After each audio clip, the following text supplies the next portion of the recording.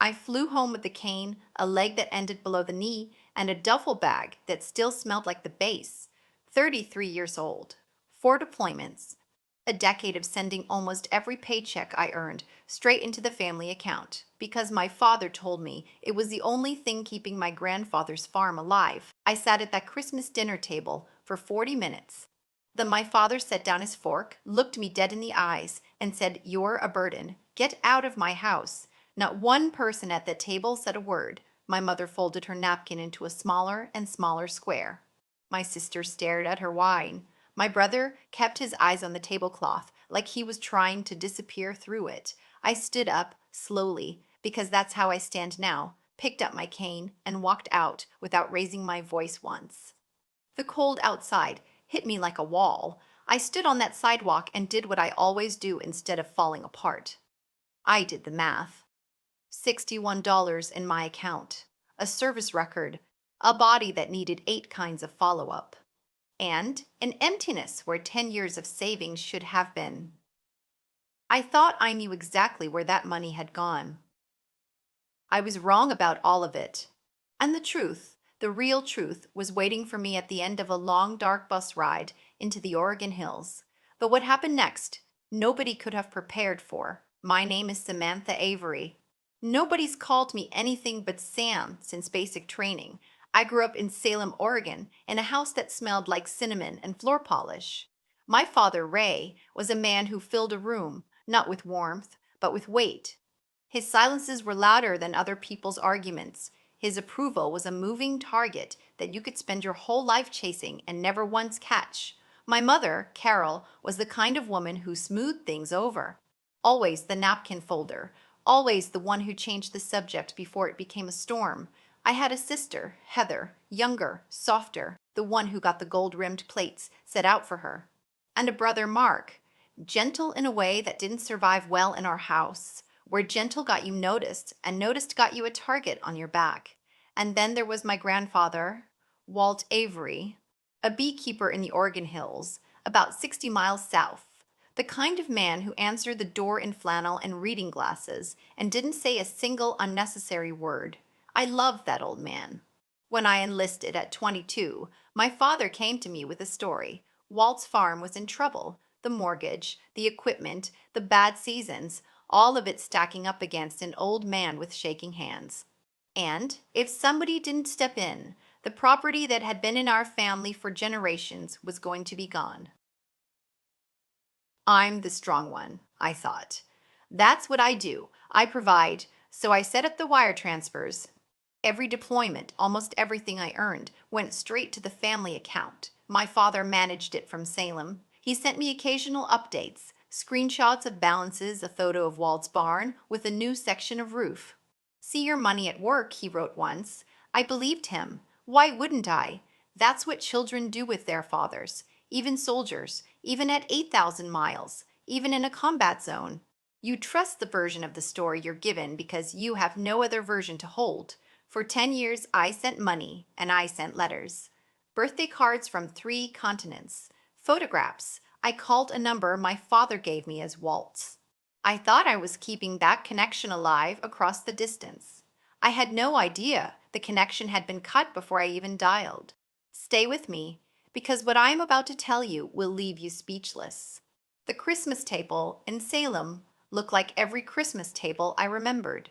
The good plates with the gold rims, the ham, the decent bottle of wine I'd brought because old habits die hard. When you've spent your whole life being the one who shows up carrying something, you forget how to walk through a door empty-handed. Heather told me to just sit. She'd bring things to me. She said it the way you talk to a guest who might break. It landed like a diagnosis. For 40 minutes we talked about the new bypass, Heather's kitchen remodel, the quartz counters in the farmhouse sink. Nobody asked about Kandahar. Nobody asked about the leg, which was fine. I hadn't come for sympathy. But nobody mentioned 10 years of paychecks either. Not one word about the farm. Not one word about Walt. "So how long were you planning to stay?" My mother asked it halfway through the ham. It wasn't a welcome, it was a clock, and it had just started running. I told her I hadn't planned that far. The medical discharge had only finalized 3 weeks earlier. I was still learning how my own body worked again, still mapping the distance between a chair and a door. My father set down his fork at that. Ray Avery had a way of going quiet that was louder than shouting.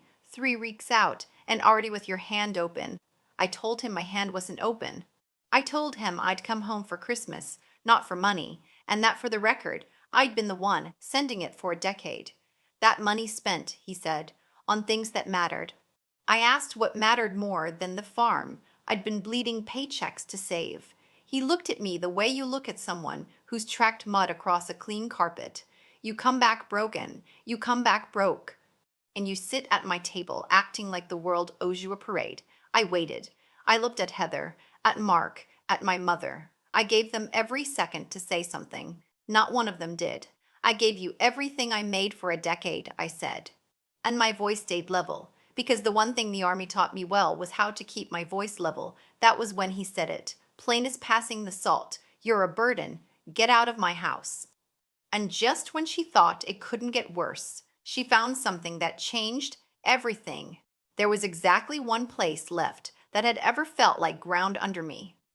I caught the late bus out of the downtown station, the regional line that loops south through the valley toward small towns nobody's heard of. 60 miles of dark fields and Christmas lights strung on barns. I pressed to my forehead to the cold glass and let the engine noise sit on top of the other noise, the noise that lives behind my eyes since the pressure plate. The VA called it hypervigilance. I called it the reason I always sat where I could see the door. I hadn't spoken to Walt in years. My father had always been the middleman. Grandpa's slowing down. Grandpa needs the money. Grandpa's having a hard winter. I'd believed all of it. I was riding 2 hours through the dark to help an old man hold on to a failing farm the same way I'd been helping him for a decade. I didn't know yet that I had it exactly backward. The bus left me at a gas station, 2 miles from the farm. I walked the rest on a frozen county road, my cane finding the icy ruts. Walt's place sat at the end of a gravel drive, a low farmhouse with a sagging porch, and behind it, rows of white boxes in the dark. The hives. The smell hit me before anything else. Wood smoke and something sweeter underneath. Wax and old honey, a smell that had soaked into every board of that property for 50 years, then a sound I wasn't ready for, a low, even hum from the nearest box, the winter cluster vibrating to make heat. For one bad second, my brain rewrote it. The hum became the ringing in my ears after the blast. The long flat tone that means something has gone wrong, and my hand was already up before I caught myself. I stood in the dark, breathing until the sound was just bees again. The porch light came on. The door opened. Walt Avery filled it, smaller than I remembered, grayer, in a flannel shirt with reading glasses pushed up on his forehead. He looked at me for a long moment, at the cane, at the leg, at the duffel. I braced for pity. I was full up on it and done. What I got instead was confusion, the deep kind. Sam, he said, girl, what in God's name are you doing way out here? I told him the truth right there in the doorway. Dad threw me out. I've got nowhere else. I came to help with the farm. He stepped back and let me in. He put coffee in front of me before he said a single word. Help with the farm, he repeated slowly, like the words were in a language he half knew. Sam, the farm's not in trouble, hasn't been in years. The kitchen tilted. I told him that couldn't be right. I told him I'd been sending money home for 10 years. Every deployment, money my father said went straight to Walt for the mortgage, the equipment, the bad seasons. The old man's face went pale, then very still. What money? He said it like it wasn't a question. Sam, I never got a cent. Not one. I haven't taken a dime off this family in my life. And then the part that split the whole story open, your daddy told me you'd gone no contact. Said the Army changed you. Said you didn't write, didn't call, didn't want any part of us out here. He took off his reading glasses and rubbed his eyes. Every time I asked after you, he said he didn't want to hear from us. I had written that man birthday cards from 3 continents. I had sent photographs. I had called the number I was given, a number I now understood had never once been his. Somewhere between me and that kitchen, 10 years of my life had been intercepted and spent. And the man I'd come to rescue had spent those same 10 years believing I'd left him to grow old alone.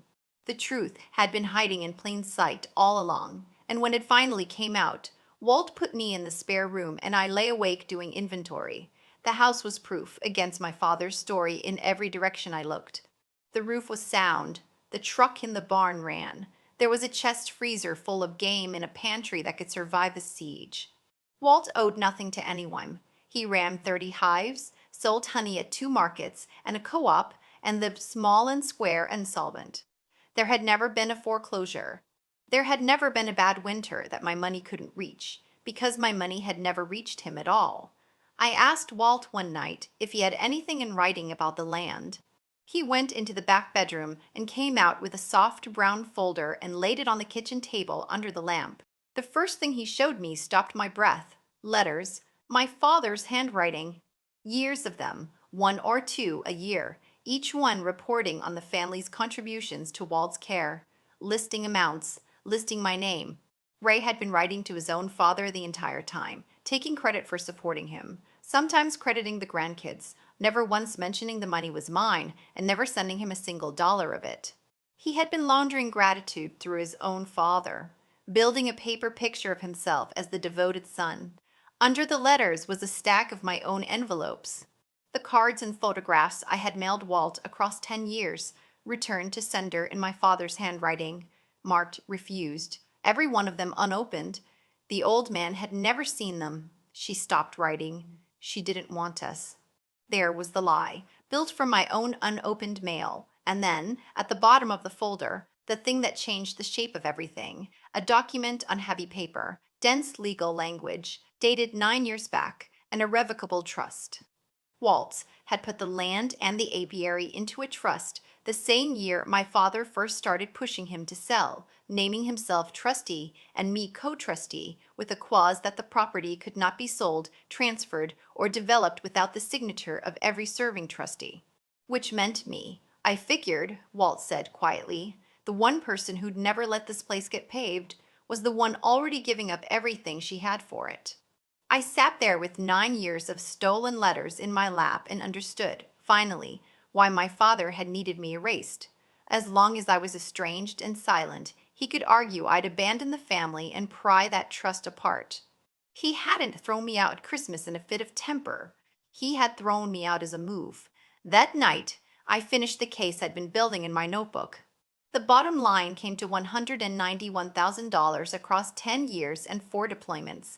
Heather's wedding, the down payment on her 4-bedroom, my father's second mortgage, paid off in a single year he called a good year. My money, every dollar of it, while I was learning to walk on a road outside Kandahar. I sat with that number for a long time, waiting to feel rage.